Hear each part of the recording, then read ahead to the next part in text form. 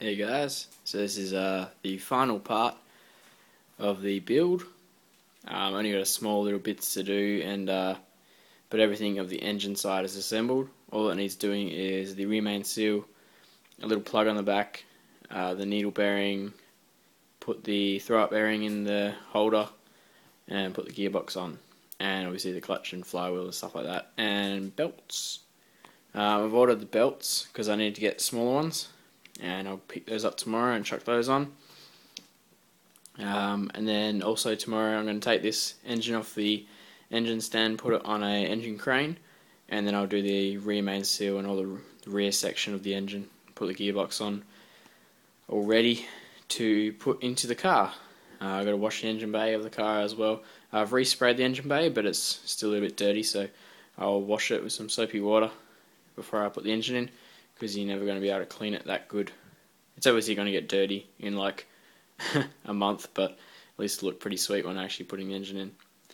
Anyway, put all the intake manifold on like I showed you before. Just put on the new PCV valve and the hose. That's about it. I got another bolt for the water pump, and just that pulley obviously isn't secure. The fan has to go on, and then those bolts get tightened up. I put the water outlet.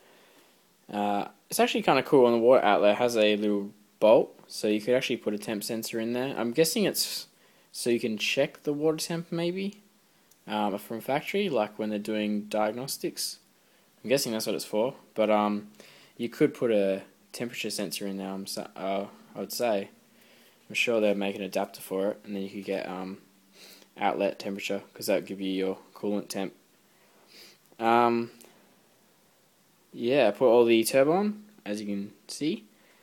I didn't bother painting the manifold because this is just all sort of rust. If I clean this off with a rag, it actually comes up fairly nice, but it rusts in like a matter of, like, as soon as you get it really hot, the paint comes off no matter what.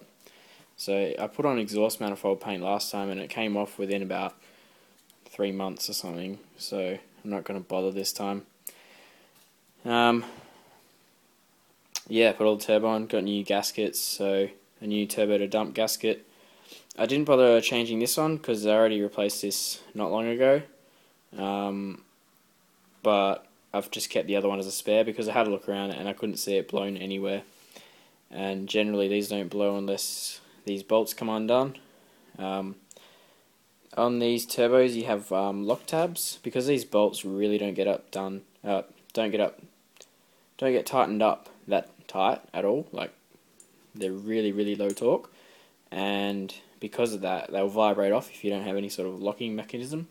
So you have to get these Nissan lock tabs. They'll come on stock, but if you've lost them or they're not on there, chances are 9 times out of 10 these nuts will vibrate off and you'll blow a gasket all the time. So if you keep on blowing these gaskets when you don't have these lock tabs, then buy them. You can get them from FR Sport, from Tarks if you're in Australia, heaps of different sites, or direct from Nissan if you want to pay $1 million. I replaced all the copper washers on all the oil lines and sanded all the faces. I put a new gasket on the oil drain. Oil drain there, sanded the face, put a new gasket on there. Got a new hose for the oil drain. Cleaned up the actual oil drain itself and installed that. Put a new gasket on the outlet of the turbo. The inlet I didn't touch, so obviously I don't need to replace it, but the inlet, it doesn't really matter if there's a big leak there.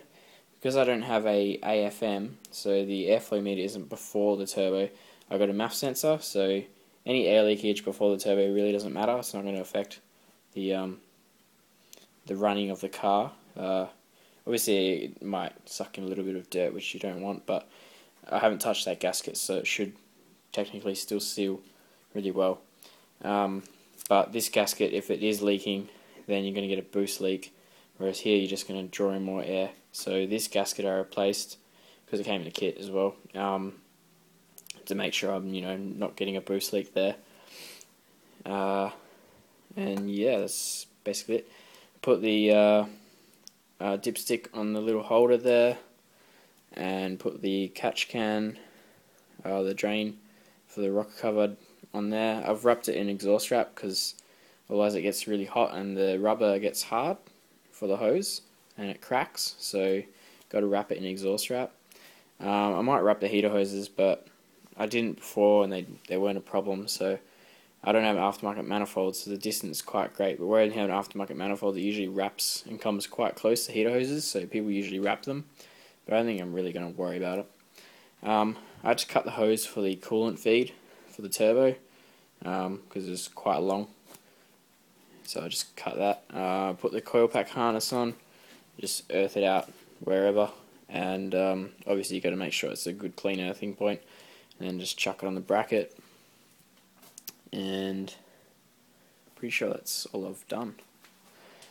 So yeah, like I said, I just got to put the rear main seal in, that plug, and obviously all the gearbox and the clutch and stuff like that. I had the flywheel machined, pretty sure I said that already, and I got the ARP flywheel bolts, so I'll torque all those on tomorrow. And yeah, so she's all running now. So the next video will be the gearbox on and all that sort of stuff. Might do a little video of putting the clutch on and then installing it into the car and the finished product, and hopefully it starts. I'd be quite annoyed if it didn't.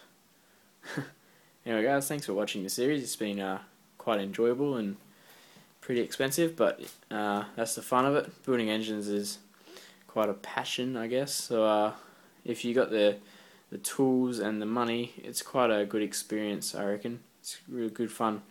So my next project is to strip this one down and find out why it broke.